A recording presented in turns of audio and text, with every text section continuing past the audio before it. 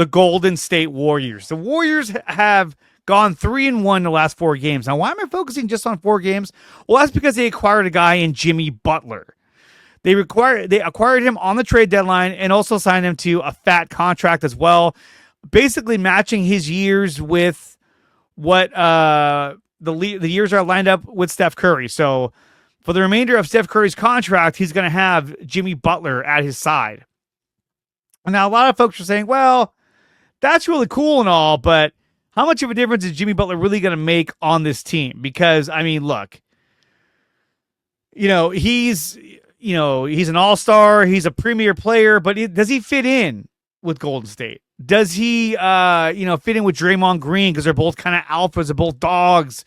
Is that really going to coexist in the most positive way? And in fact, yes, it has. It absolutely has. So when they made the trade for Jimmy Butler, we're talking about this right here. We're talking about they added Jimmy Butler for $121 million for the next 2 years. It's fat money. Fat money for Jimmy Butler. But the expectation was, is he going to be able to provide and get the Warriors back in the win column? Well, they absolutely have. Because in the last 4 games with Jimmy Butler, they've gone 3-1. 3-1. They're averaging 116 points a game, averaging 44 rebounds a game, and they're getting the line more. In fact, getting to the line at a much higher rate, Jimmy Butler is averaging 10 free throws a game on a team that averaged 10 free throws a week.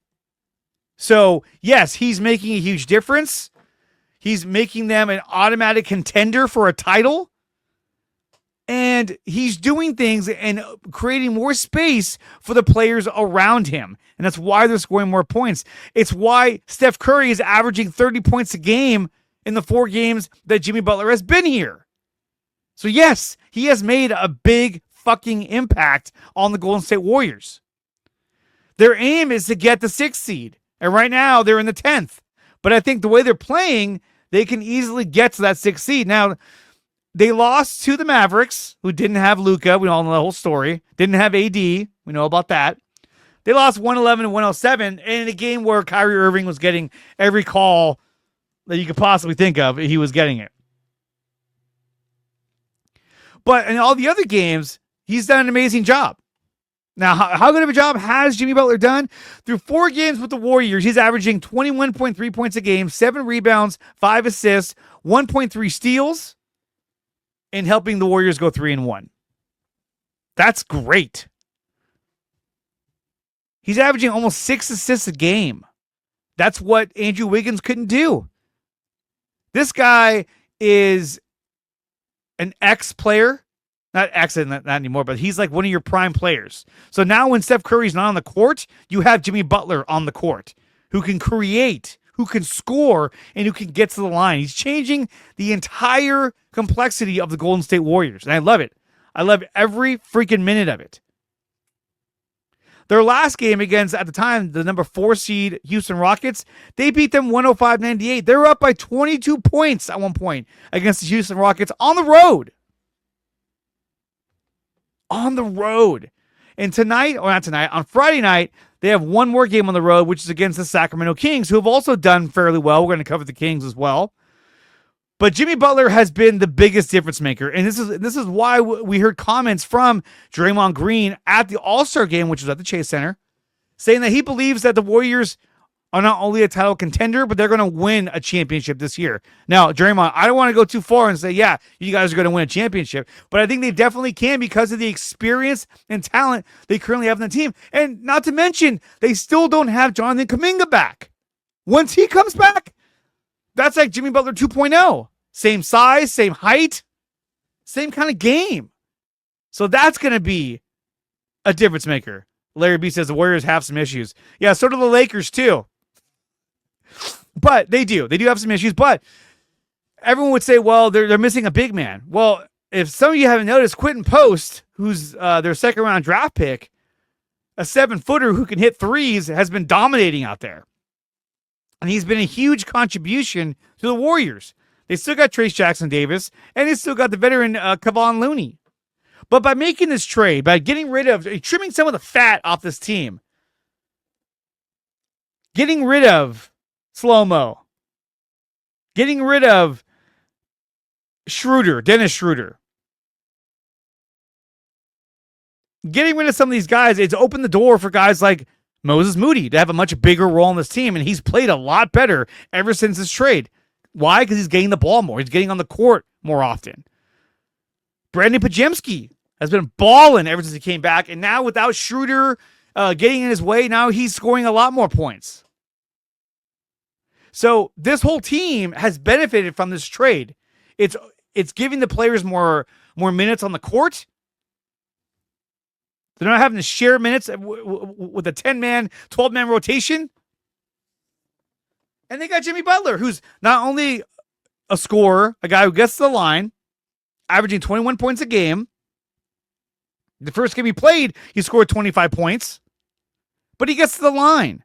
He's averaging 10 free throws a game, which is something they couldn't do at all this past season, even last season, even the year before that. They just could not get to the line. So having him on the team is helping them out tremendously. Like I said, in scoring, in playmaking ability, he's a great passer. He's being very unselfish. He's looking for players. He's looking to create when he brings the ball down the court.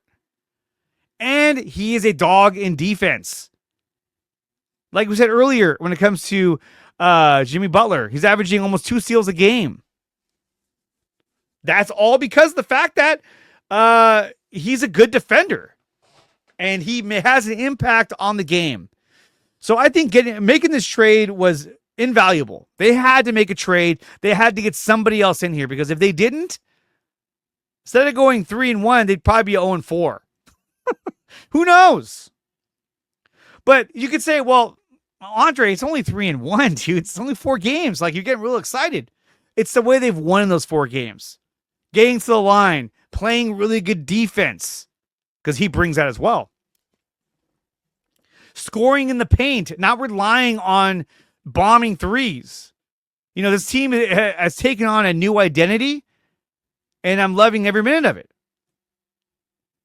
You know, Draymond, like I said, at the All-Star game, he said that he thinks that they can win a championship. And he said, only correction, we will win a championship.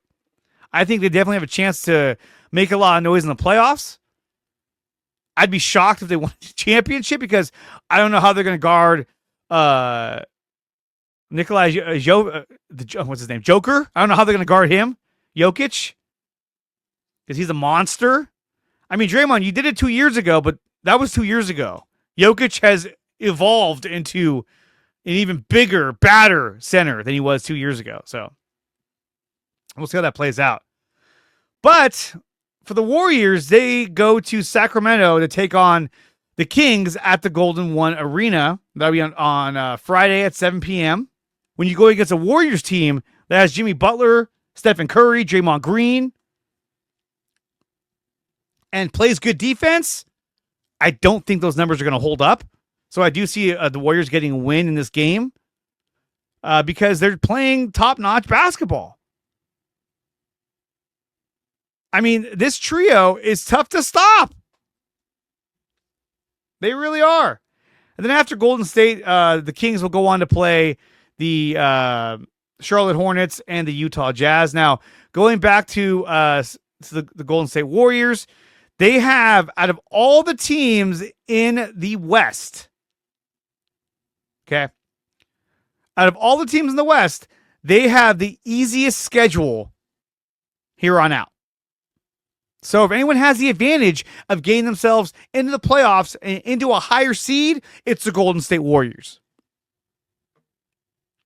And they still have 2 more spots left in the roster. They got Pat Spencer. They had Mike Rowe.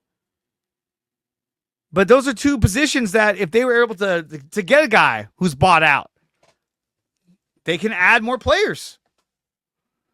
Taryn writes, the West is wide open. Not even OKC has a lock-in on the West. They're really good, though. The East only has 2 or 3 contenders. Well, one of the things that Draymond Green said is, none of these teams scare me. To me, the Denver Nuggets are the scariest team because they got Jokic. He's hard to stop. He's almost impossible to stop. They got Jamal Murray. They have a deeper team, but they have a big man. That's one area where the Lakers made themselves a little more vulnerable. Yes, they got Luka Doncic. That guy's fucking amazing. But you lost Anthony Davis. You don't have a true big man that you fear. When the Warriors would play the Lakers, Anthony Davis would destroy them. Now he's gone. So that changes the whole complexity of the LA Lakers. So the Warriors definitely have a shot to move up in the standings and to get to that number 6 seed that they're aiming at to avoid the play-in round. And I think they can. They absolutely can. And I'm absolutely looking forward to that. I can't wait to see what the Warriors are going to do in the second half of the season. Because right now they're kicking ass and taking names, and I love it. Averaging 116 points a game when they were averaging 107. That's great. And they're 3-1. About to be 4-1 as they go against the Kings on Friday night. Thank you for watching this video. If you want more of this content, then check out some of these recommended videos right here on your screen. Make sure you like, share, and subscribe to the channel. And if you want to support the channel, you can do so by going to my website, which is nicotina.net, and there are memberships available under DreArea Sports.